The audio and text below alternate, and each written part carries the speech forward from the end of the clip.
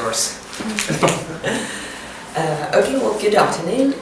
Let me introduce you my thesis in nanochemistry, which deals with the use of silver nanoparticles in the surface-enhanced Raman spectroscopy, which is a very important method for sensitive analysis. That means when we work with samples with very low concentrations, such as in diagnostics or in forensic chemistry. For example, when diagnosing disease markers or pathogens of infectious diseases and things like that. And usually these samples have very low concentrations of the substances, and they need to be analyzed with a non-destructive method. That means that the sample is not destructed while the analysis is carried out, and the Raman spectroscopy is a good solution for that. And it works that the samples, the analytes, are absorbed on the surface of silver nanoparticles, and the particles works like in aerials. That means that they enhance the signal so that even the low concentrations can be seen in the spectrum. And the aim of the research is to find nanoparticles which have the best qualities for these purposes. They are called the hot particles. And a possible method to do this is the tolerance process, which is the classical experiment in which the silver nitrate is reduced and silver is produced. And a possible method of the size regulation, that means when we want to set the particular size of the particles, is the use of the polyacrylic acid. And when we prepare the nanoparticles, the higher concentration of the polyacrylic acid we use, the bigger is the average size of the particles. So the aim of my thesis was to test 5 different sizes of the particles for the measurements of Raman spectra of adenine, which can be a typical biological substance analyzed in the research and also practical purposes. And to do this, I prepared the 5 different colloids of silver nanoparticles.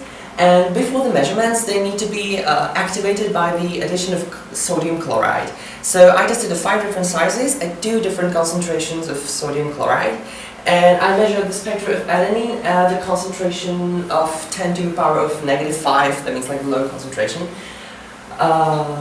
So I prepared the silver nanoparticles, I let them stay for a week, and then I performed the Raman spectrum measurements.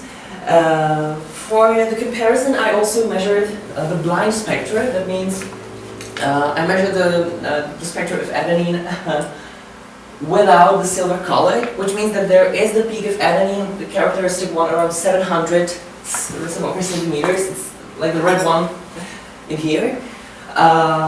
And even though the concentration of adenine was much higher, the signal is very low. So the silver nanoparticles enhance the signal. And to compare the signals, I counted the enhancement factor, which is in here. So there are the spectra of the low concentration of sodium chloride and high concentration. And here, there's calculated the ratio between the enhanced signal and the basic signal without the silver colloids.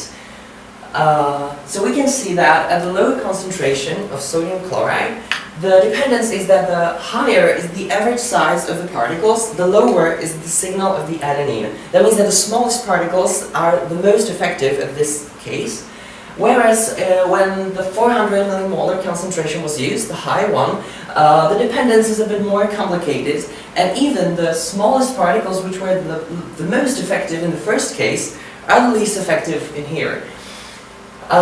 So the main summary is that the most effective are the lower concentration of sodium chloride and the smallest average size of the particles.